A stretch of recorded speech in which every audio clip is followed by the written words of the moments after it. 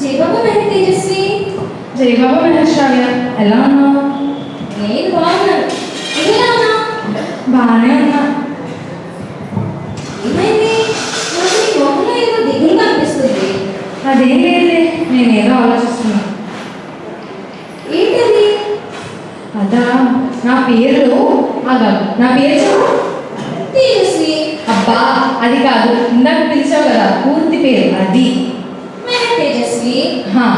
నా పేరులో మెహర్ ఉండడం చూసి నా స్నేహితులందరూ మెహర్ అంటే ఏంటి మెహర్ అంటే ఏంటి అని అడుగుతున్నారు. మరి నువ్వేం చెప్తున్నావు? అబ్బా నేను వాళ్ళకి ఎంత చెప్పినా వాళ్ళు అర్థం చేసుకోవట్లేదు. నాకు ఏం చేయాలో అర్థం కావట్లేదు. Hello hello. హాయ్ హాయ్, ఏంటి లేట్గా వచ్చావు? ఇప్పుడు వచ్చేసరికి ఏం మాట్లాడుకుంటున్నారు మీరు? నేను వచ్చారు. అదా, నిన్న నువ్వు నన్ను అడిగావు కదా, దాని గురించి మాట్లాడుకుంటున్నాం. ఏంటి? దేని గురించి? అదే నా పేరంటే ఏంటి మెహర్ అంటే ఏంటి అని అడిగావు కదా, అది. ఓ అదా, నేను అడిగాను కదా, నువ్వు చెప్తాను. ఈరోజు చెప్పు, ఇంటికి మెహర్ అంటే ఏంటి? మెహర్ అంటే మెహర్ బాబా అనే పేరు నుంచి పెట్టారు. మెహర్ బాబా భగవంతుడు. ఎవరి మెహర్ బాబా? ఈ యుగంలో అవతరించిన భగవంతుడే మెహర్ బాబా. కానీ మెహర్ బాబాకు తన తల్లిదండ్రులు పెట్టిన పేరు మేర్. మేర్బానా? మరి మెహర్ బాబా అని ఎలా? మెహర్ బాబా తొలి మండలి శిష్యులు వాళ్ళు బాబాకు పెట్టిన పేరు మెహర్ బాబా. అంటే కరుణామయుడైన తండ్రి అని అర్థం. అతనే అవతార్ మెహర్ బాబా. మెహర్ బాబా అన్నావు సరే, మళ్ళీ ఈ అవతార్ ఏంటి? నేను చెప్తా. సరే చెప్పు. అవతార్ అనేది మెహర్ బాబా హోదాను తెలియజేస్తుంది. మెహర్ బాబా అవతార్ పురుషుడు, దైవీ మానవుడు. ఇప్పుడు ఉదాహరణకు స్కూల్స్లో కాలేజెస్లో ప్రిన్సిపల్ చైర్మన్స్ ఆఫీస్లో సిఇఓస్ ఎలా ఉంటారో అలా అవతార్ పురుషుడు దైవీ మానవుడు. మానవుడా? భగవంతుడు మానవ రూపంలో ఎలా వస్తాడు? సరే, నువ్వు రాముడు భగవంతుడు అని నమ్ముతావా? ఆఫ్ కోర్స్ నమ్ముతాను. మరి రాముడు కూడా మానవుడే కదా. దశరథుడి కుమారుడిగా జన్మించి సర్వసాధారణమైన జీవితం జీవించాడు. అవును, తన తండ్రి ఆజ్ఞ కోసం అరణ్యవాసం చేశాడు. తన భార్య సీతను రావణాసుడు ఎత్తుకుపోతే యుద్ధం చేసి మరి కాపాడుకున్నాడు. ఇప్పుడు అదే రాముడిని మనం భగవంతుడు అని పూజలు చేస్తున్నాం. మరి మళ్ళీ వచ్చిన అదే భగవంతుని చూసి ఇప్పుడు ప్రశ్నలు వేస్తాం. మళ్ళీ రావడం ఏంటి?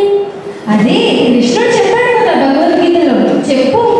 పరిత్రాణాయ సాధూనాం వినాశాయ చతుష్కృతాం ధర్మ సంస్థాపనార్థాయ సంభవామి యుగే యుగే. ఇప్పుడు విన్నాను, మరి దీని అర్థం కూడా చెప్పు. ఎప్పుడైతే ధర్మం క్షీణిస్తుందో, అధర్మము కపటము రాజ్యమేలుతాయో, అప్పుడు ఆ సమయంలో ధర్మాత్ములను కాపాడటానికి దుష్టులను నిర్మూలించడానికి నేను ప్రతి యుగమునందు ఈ లోకంలో అడుగు పెడతాను అని అన్నాడు కృష్ణుడు. అన్నాడు, మళ్ళీ వస్తారన్నమాట. నిజమే. అలానే భగవంతుడు ఒకడే రాముడిగా, కృష్ణుడిగా, జీసస్గా, మహమ్మద్గా, బుద్ధుడిగా ఇప్పుడు ఈ యుగంలో మెహర్ బాబాగా వచ్చాడనమాట. ఓహో, నాకు ఒక డౌట్ వచ్చింది, అడిగినా? అడుగు. ఇప్పుడు రాముడిని కృష్ణుడిని జీసస్ని బుద్ధుడిని మహమ్మద్ని ప్రపంచం అంతా అనుసరిస్తుంటే మరి మెహర్ బాబాని అతి కొద్ది మంది అనుసరిస్తున్నారు ఎందుకని? అబ్బా, ఎంత మంచి ప్రశ్న వేసా. నేను దీనికి ఖచ్చితంగా సమాధానం చెప్తాను. ఇద్దరు జాగ్రత్తగా విని అర్థం చేస్తాను, సరేనా? సరే, రాముడిని ఉదాహరణగా తీసుకుంటాం. రాముడు జీవించే కదా అతని భగవంతునిగా ఎంతమంది అంగీకరించి అనుసరించారు? ఒకడు అతని భార్యని కొట్టాడు, ఇంకొకడు అతని రాజ్యభ్రష్టుని చేశాడు, ఇంకొకడు స్వయంగా రాముడిపై నింద వేసి రాముడే తన భార్యను అరణ్యవాసానికి పంపించడానికి కారణమయ్యాడు కదా. ఇప్పుడు అదే రాముడిని భగవంతుడిగా ప్రతి గ్రామంలో వీధికి ఒక రామాలయం కట్టి పూజలు భజనలు చేస్తారు. జీసస్ పరిస్థితి కూడా అంతే. జీసస్ బ్రతికుండగా ఎదుర్కొండగానే సిలువ వేసింది అప్పటి మానవాళి. ఇప్పుడు మాత్రం 4,300 ప్రజలు జీసస్ అనుసరించేవారే. ప్రతి యుగంలో ఇలానే జరుగుతుంది. ఏదైనా మనకు అందుబాటులో ఉన్నంతకాలం మనం దాని విలువను గ్రహించలేం. అది అందకుండా పోయినప్పుడు దాని గురించి తీవ్రంగా ఆరాటపడుతూ ఉంటాం. మానవ నైజమే అంట.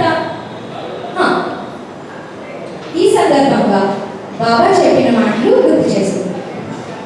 ఎవరి గతం పూజింపబడుతుందో మరియు గుర్తు చేసుకోబడుతుందో, ఎవరి వర్తమానం విస్మరించబడుతుందో మరియు మర్చిపోబడుతుందో, ఎవరి భవిష్యత్ రాక ఉత్కంఠతో తీవ్రంగా ఎదురు చూడబడుతుందో ఆ సనాతన పురుషులను నేనే అన్నారు బాబా. అంటే గతంలో వచ్చిన రాముడిని, కృష్ణుడిని, జీసస్ని, బుద్ధుడిని, మహమ్మద్ని మనం ఇప్పుడు అనుసరిస్తున్నాం. మరి మళ్ళీ వచ్చిన అదే భగవంతుని చూసి ప్రశ్నలు వేస్తున్నాం, అతన్ని మర్చిపోతున్నాం. మళ్ళీ వచ్చి ఇదే భగవంతుని కోసం తీవ్రంగా ఎదురు చూస్తున్నాం. అబ్బా, ఈరోజు ఎన్ని మంచి విషయాలు నేను తెలుసుకున్నాను.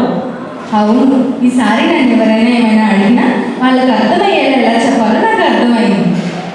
అలానే మహారాష్ట్రలోని అహ్మద్నగర్కు సమీపంలో మెహరాబాద్ మరియు మెహరాజాద్ ఉంది. కనీసం జీవితంలో ఒకసారైనా అక్కడికి వెళ్ళి దర్శనం చేసుకుంటే మనసుకి ఎంత హాయిగా ఉంటుందో తెలుసా.